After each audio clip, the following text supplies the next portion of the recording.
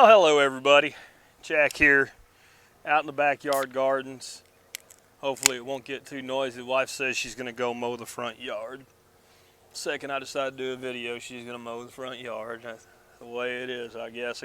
It's good I got a wife that mows. I guess I shouldn't complain. So the reason I wanted to chat with y'all today, here comes an airplane. At least it ain't a freaking jet. Swear to God they know. They absolutely know. Anyway, we're gonna have a beer together tonight. A little Modelo. Not the greatest beer in the world, but not bad either. Seems like a good time to have a beer. Nice breeze blowing. Peppers are blowing up behind me. It's a good night. Some days you get to the end of the day, you want to have a beer because, well, it was one of them long-ass hard days. Today wasn't. Today was one of them good days where everything goes right. And that's kind of what I want to talk to you about today. I kind of came out here this morning and, well, to be brutally honest, which I always am, kind of beat y'all's ass some of you anyway, with your excuse making. And I know that can be motivational, but I also know that my job is to be truly motivational.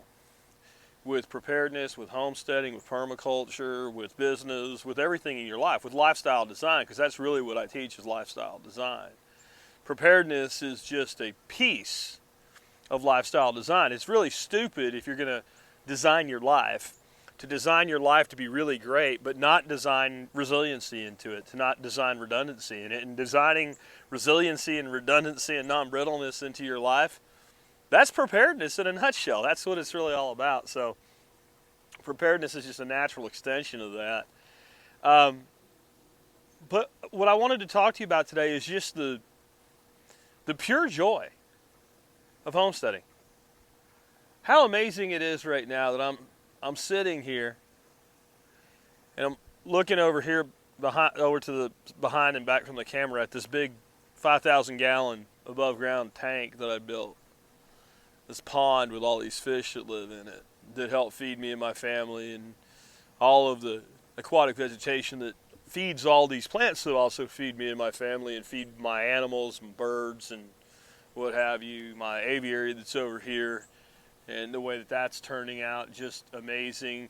Today when I got done with, the work, podcast stuff, I went out in the garage and did some tweaking and some tuning up and some additions and new plants on the hydroponics system, the new hydroponics system.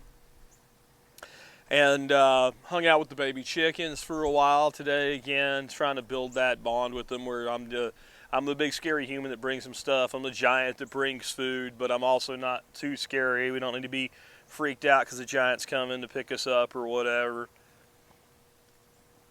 My grandkids are being homeschooled. So my wife yesterday took them to do archery class. And then today, the boy got enough stuff done quick enough that they went out to the nature center to go hiking. And because of all the COVID nonsense and stupidity, people are afraid to go hiking in the woods, I guess, because that's where the COVID is. It's hiding behind an oak tree. It's going to get you. But the nature center just has not had many people visiting this year.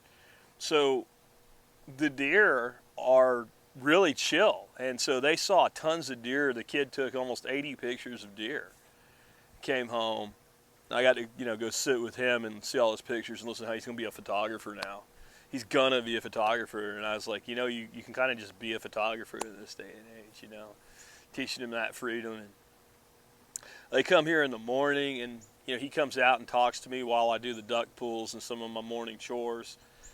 And if I decide tonight, like I noticed the wife took a couple ribeye steaks out, and I'm sitting looking here, and I've got these. I'm gonna go get this thing. Let me show you here.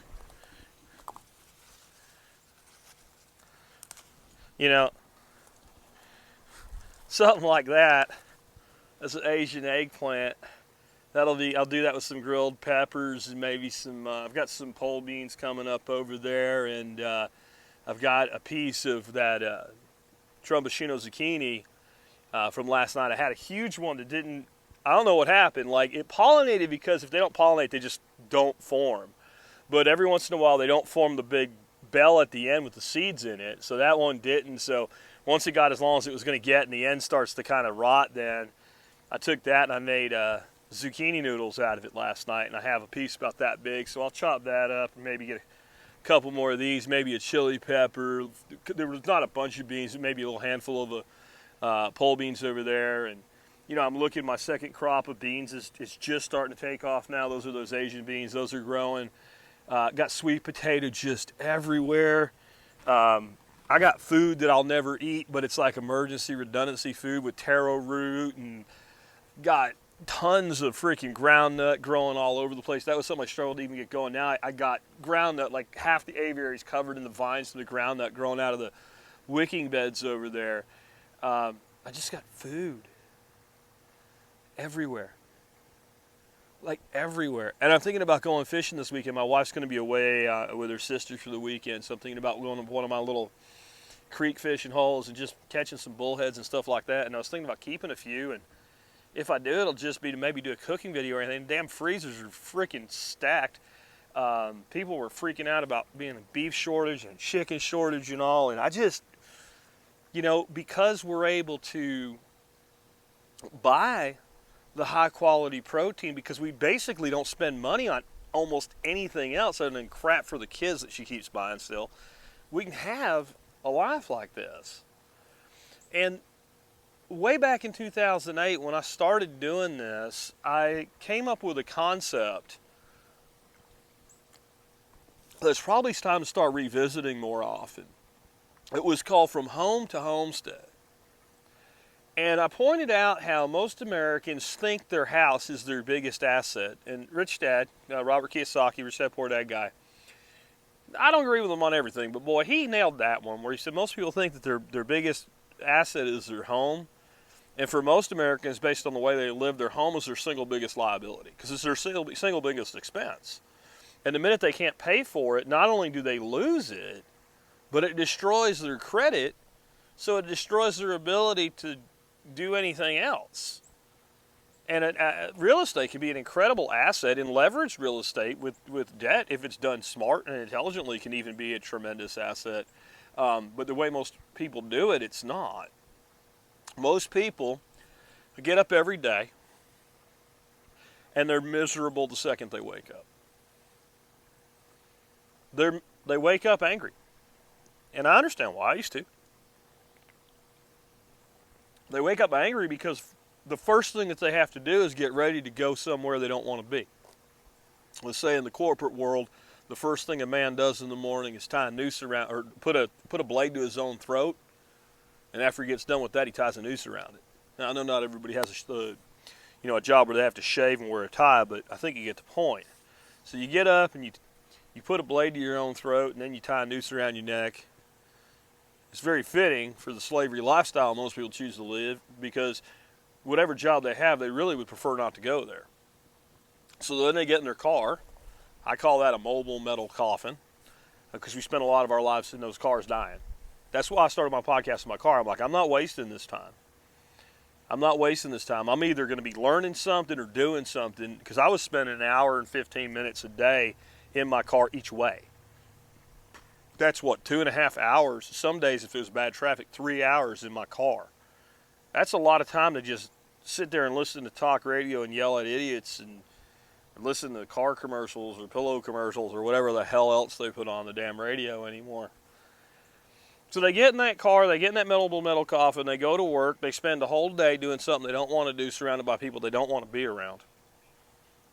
If they're lucky, they get a full hour for lunch, and they usually go eat some garbage food they really would prefer not to eat, but they have to eat when they're there, or they brown bag it. I'll admit that, even when I had made it and I had it made, I still just didn't want to be around people all the time. Especially being the boss and having everybody work for you, and I remember sitting in my car eating like a garbage double bacon Wendy's burger, which is part of what made me such a fat ass, in my car alone, taking a walk around the mall or something during my break and being away from the damn office so I didn't fire everybody or throw people out a window. I guess it was worse for them because they had to work for an asshole like me. So you're doing something like that every day, and then finally the day ends, and instead of just being home with your family, you get back in your mobile metal coffin. A lot of days you have to do some, foraging on the way. You got to put gas in the coffin, got to pick up crap for the kids or from yourself or whatever. You finally get home. Your wife is, I'm supposed to be motivating you, right? We'll get there. You know, you get home and your spouse, your wife or your husband, depending on which one you are, is just as worn out as you. You want to do anything? No. You know, I don't want to do nothing. I don't have a beer and sit down. And for me, it was I would come home, I'd do the right thing and give her a kiss and say hello and ask her how her day was. And 2 seconds later, I had a beer and I went out the damn door and, you know, I'd go out and I'd water the garden or do something out in the backyard because it would keep my sanity. So you do whatever it is you do to keep your sanity. A lot of people, when you're still single, you live for that weekend, you know. And then you go out and you drink too much and feel sick in the morning, party or whatever. And then you get up on Monday and you do it all over again, and you do it again, and you do it again. And most of it is designed in our society so that you can make a mortgage payment on that house. It's supposed to be an asset that drives you to have to do all this stuff. And when I came up with Home to Homestead, I said you have to take the home and change what it is. The home for most Americans is a consumer. It consumes money and energy. It's literally a huge piece of your life is given over to making sure that there's 4 walls and a roof over your head. It's noble, and I understand it, and I did it, and sometimes you have to. But the more you move toward homesteading, the more you move toward something that produces for you. I'm sitting in a supermarket that's free. There's freaking 2 months at least. If I ate fish every day, there's at least 2 months of fish sitting in that tank right there. There's $150 worth of produce that could be picked out of here today, and it'll all come back within 2 weeks. At the most, and that's just that row right there behind me. There's, you know, these animals that we have here, they're not just, you know, producing us high quality protein and fats in the form of eggs. They're entertainment. They're better than anything on Netflix or the network television or any of that shit. I mean, I could, instead of doing this video right now, I could be sitting over there watching the ducks playing their pool. I just filled their pool up for a second time today because it was kind of hot today and their water was warm and kind of skanky, and they're happy, right? They were grateful that they had this cold, cool, clean water to jump into, you know, and they know that the giant's what brings them the water. There's a joy in that. You know, I just think about my day today, just today. I got to get up this morning, have a cup of coffee, really great coffee, you know, from the Call It Holler Roast. Just a great, great cup of coffee. Sit out on my deck and think about things and go through all my notes and stuff and all my comments and see y'all bitching and whining about they'll just take it away from me, you know, in the videos I've done recently, challenging to build something. So then I got to go vent my frustrations and tell the people that I work for, you, literally to fuck off with their bullshit, and they love me for it. You know, it's all, and it's, people say, well, that's being a podcaster and having a content creator, but it's all part of the homestead lifestyle. I didn't just design the property, I designed my entire lifestyle around living this way. If I decide tomorrow that I want to go fishing, well, tomorrow I'm going to have to take the wife to meet her sister, so I have a boss. I have a real boss, and that's the wife. But if I decided today that I wanted to go fish and I was done, you know, about 1:30. Now, there's days I'm not done till 6:30, 7 o'clock at night. Yesterday I did an Unloose the Goose podcast plus my work, and, you know, I was working up till 7 o'clock at night. But if I want a day that's short, I just take a short day and go fishing. A couple of weeks ago, I wanted to take a day and go fishing. I ran a rewind show, and me and my buddy Hatch hooked up with our buddy Omar, and we went out on the lake, and by 11:30 we were back at the dock with a limit of fish, and came home and spent the rest of the day with my grandkids. That's what homesteading can be. Homesteading isn't just growing a garden. Homesteading, when you do it right, when you do it from a permaculture lens, you start asking yourself, what are all the things that I need and my family needs? And you stop confusing yourself, right? I think a lot of times people confuse themselves with what they need. Well, I need a job. Maybe for a time, maybe for till you retire, I don't know. But that's not really what you need. You need an income. You need an income that provides you the things you want. I'll tell you a story. Years ago, I got a call from a good friend, an Army friend. This is one of those guys that, if he called me tomorrow and said, "I need you.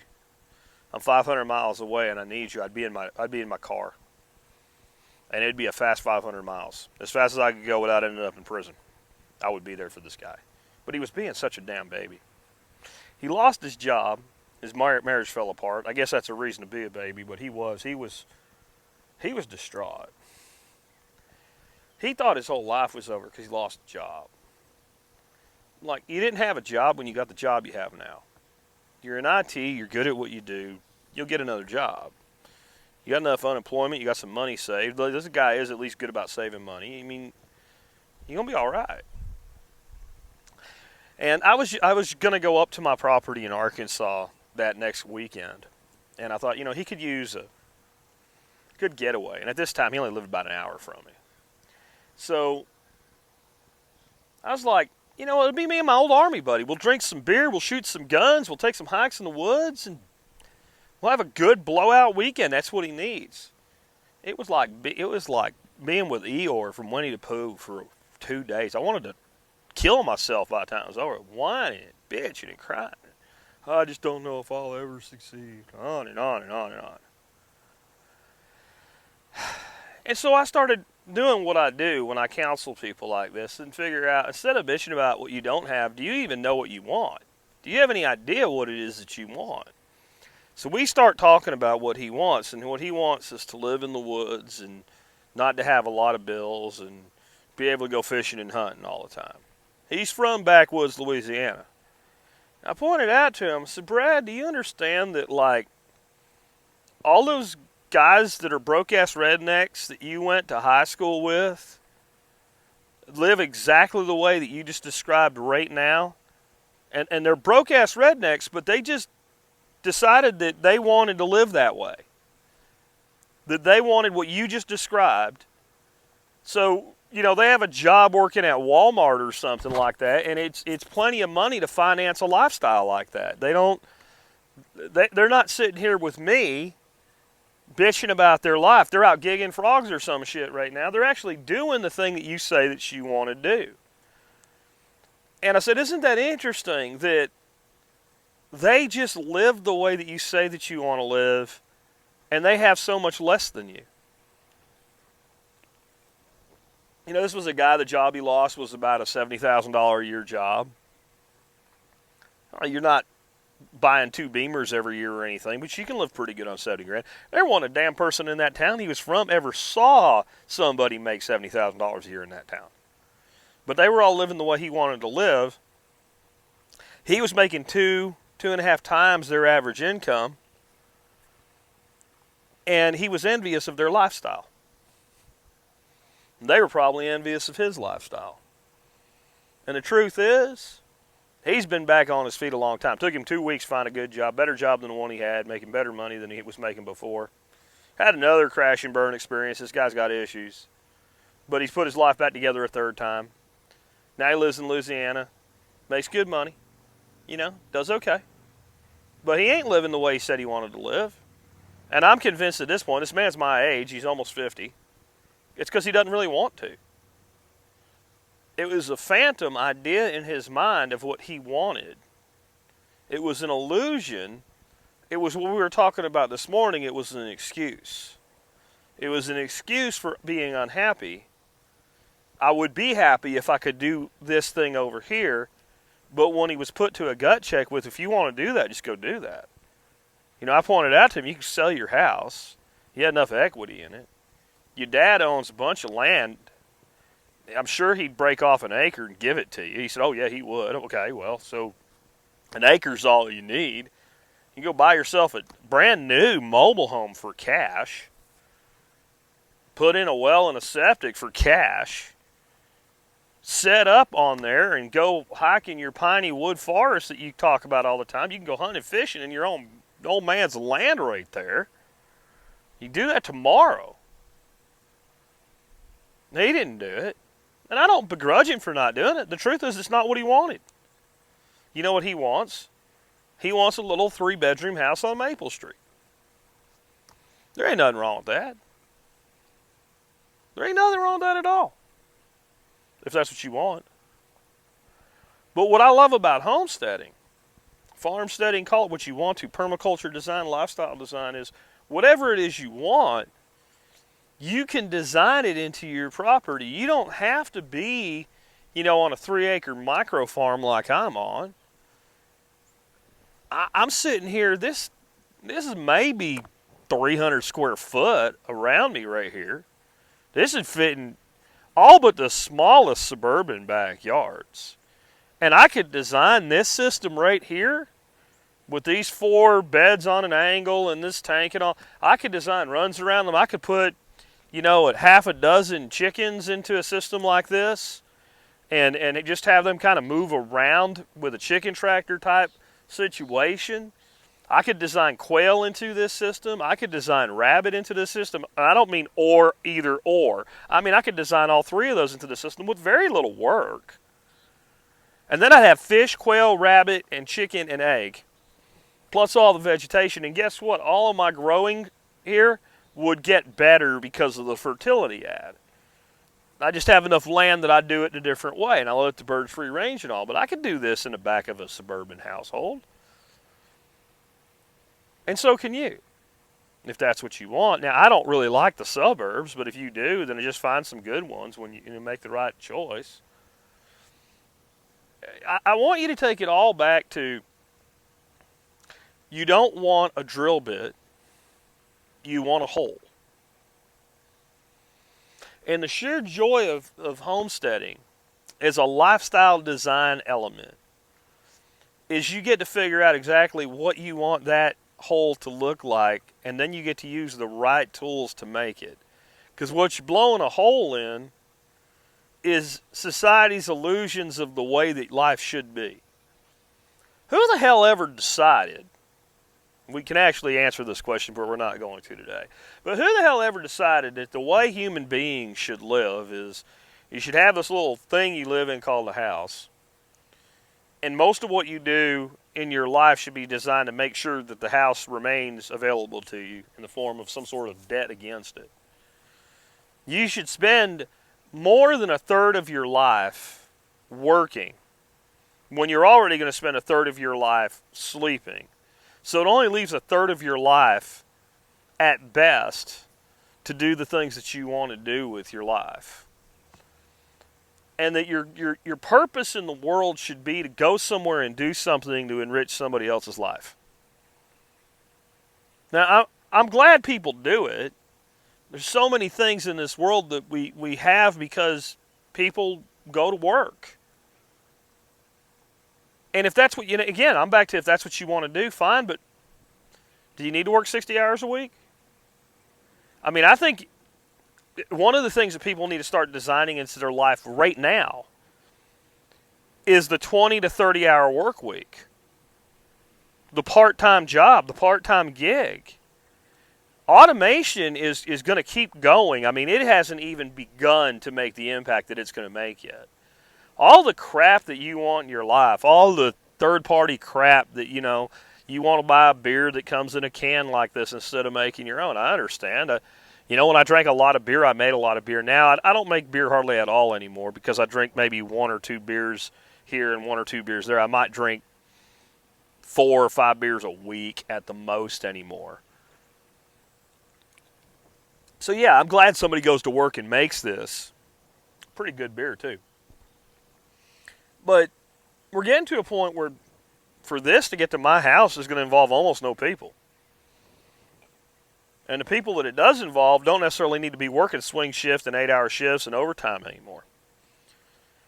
And so we can have a society that has jobs and employment for all of the good that does come from it. But that isn't necessarily every household is 2 parents working full-time, never spending no time with their kids. And there's never been a time in the world where it's easier to work from home or build a business from home. And no, not everybody's going to do it. So what? That doesn't mean you can't. And this is what it involves. And I think you judge a person and what they say is possible by what they've done. A person says you can build a business, has never built a business, probably not a person you should be taking advice from. But I've built a business exactly like I'm talking about. You know, I built this to the point where it does this. And it's not some sort of short-term thing. I've been doing this full-time since 2010. I started this business in 2008, June of 2008. January 3rd, 2010, I went full-time. And I sold out my interest in my other business to my partners, and they thought I was all crazy. And, you know, I said I was going to go do things like grow cool stuff like this, and they thought I was nuts. And you'll be coming back, and, you know, you're not gonna want to do this for the rest of your life or whatever. And, you know, I look at those people now, and it's 10 years later, and I'm doing exactly what I've been doing for the last 10 years, and I've never been happier doing it. And they're miserable. They're unhappy. You know, some of them sold out and retired by now themselves, but they're a lot older than me, and they spent a lot of years that I'm spending like this, not very happy. You know, arguing with their partners and yelling at their employees or whatever. I just think this is the best lifestyle that you can put together for yourself. And the beauty of it is a kind of a paint by numbers type lifestyle, except you get to design the picture and then fill in the spots. And you can change it. I mean, I've changed it a couple times since we started. When I started doing this, we were living in Arlington, Texas. I had 1/3 of an acre in the suburbs. Now, I had no intention of staying there. I also had a 5-acre property up in Arkansas, and we moved up there and made a go of it. And it worked. I mean, it was a great property. There's things about it I still miss, but my wife missed her family more than I missed that place. And I take care of my wife, and because we were doing things this way at that point, it was as simple as, well, honey, if you want to go back, we'll just go find a place and move back. Nobody had to be, you know, there wasn't a job search that went along with that. There wasn't any kind of, you know, putting in a 2-week notice or anything. We just did it. And if we decided right now that this isn't where we wanted to be anymore, we'd just go somewhere else. I know people live in this lifestyle. They don't even own land. They own an RV. And they live as nomads, but they're really happy about the way they do it. You can make this work for yourself however you want, because homesteading's not a garden. A garden's just something a lot of homesteaders do. Homesteading is taking that home, whatever form that it exists in, and making it produce for you. Food is just one thing it can produce for you. The fact that I run my office out of a bedroom in my house doesn't just mean it produces all the revenue in my business. It means it produces one of my favorite things in the world to produce. You know what one of my favorite things in the world to produce is? A tax deduction. You bet. I love producing tax deductions. I love that this Saturday, and unfortunately my wife won't be with me because she's going to be down visiting my niece and her sister.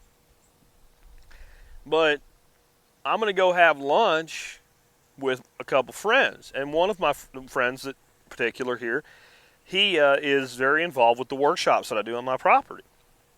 Well, that makes him a strategic business partner, a client, I don't know, something. So I'm going to have a fantastic lunch.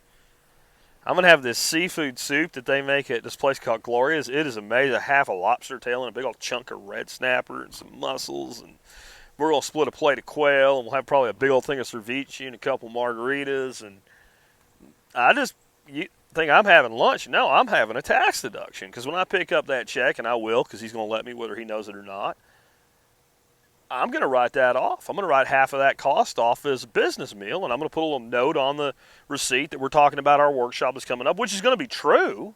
I'm not cheating. I've designed it into my lifestyle. You know, I've involved everybody that I actually want to spend time with in some way with my business enough to justify anything I do with them as being a legitimate business expense. When I travel, I document what I do. I put all that content online, and I make it part of what I do with my content generation business, and the whole damn trip becomes a tax deduction. Well, my home office is a tax deduction. Now, whether I keep my office there or I don't, this house costs what it costs.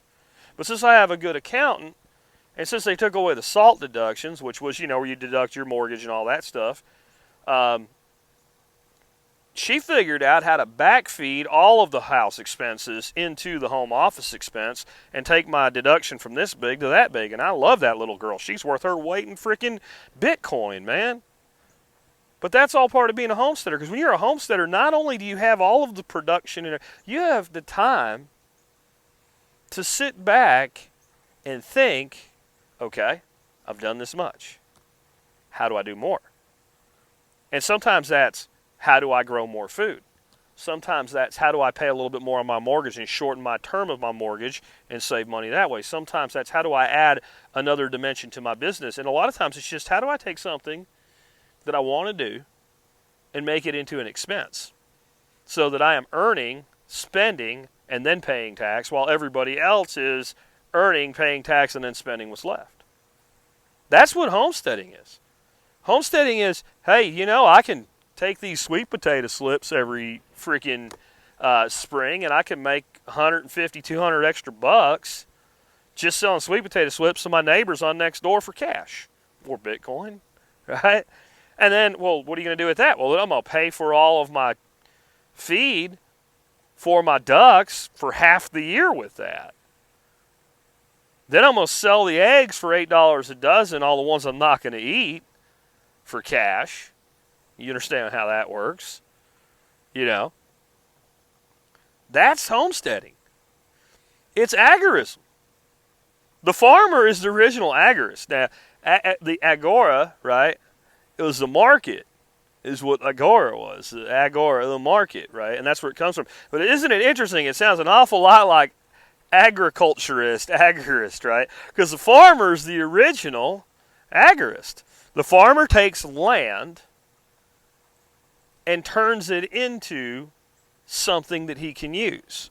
Whether that's food that he eats, whether that's just, there's a field of grass and I can put a cow on that grass and get milk and make cheese, or whether it's all different. I mean, if you want to talk about entrepreneurial spirit, farmers and ranchers, man, the majority of the income they make, no one ever sees, and I love that about them. I love that about them. I mean, you can find a farmer that voted Democrat since he was old enough to vote, and you can still figure out, man, he ain't just working the tax code, he's avoiding it too. Like, when you homestead, a lot of what we do is we turn that backyard into kind of a micro farm and ranch. I don't have a cattle ranch, I got a duck ranch. I don't have a farm, I got a garden. But I also have an agricultural business. File a Schedule F that also creates tax deductions. There's so much you can do. I know a guy, that sells microgreens and baby greens and stuff like that to chefs and stuff. He's doing a lot this year selling direct to consumers because, COVID and all the restaurants being shut down and stuff like that. But he has a typical suburban home. And he makes his entire living off of what he can grow and produce and hustle. And, he doesn't just sell his stuff. He's up in New England, and has a friend that does maple syrup. So since he already has an outlet, he'll resell the maple syrup and stuff. There's so many things you can do. It really is a completely different way to live. But we only think it's different because we started living like slaves. We started living like slaves. This country went from being the freest country in the world to being one of the most enslaved, not just due to government, but due to our own willingness to attach ourselves to the chains of debt. And then to actually smile and be proud of our debt because, I got a Mercedes or whatever, and shine our chains. We were freer when the phones were still attached to the wall, and the average person still knew how to grow a tomato. And the only thing preventing you from taking it back is you. So take the next step. Take it back. I promise you it's worth it. There is sheer joy.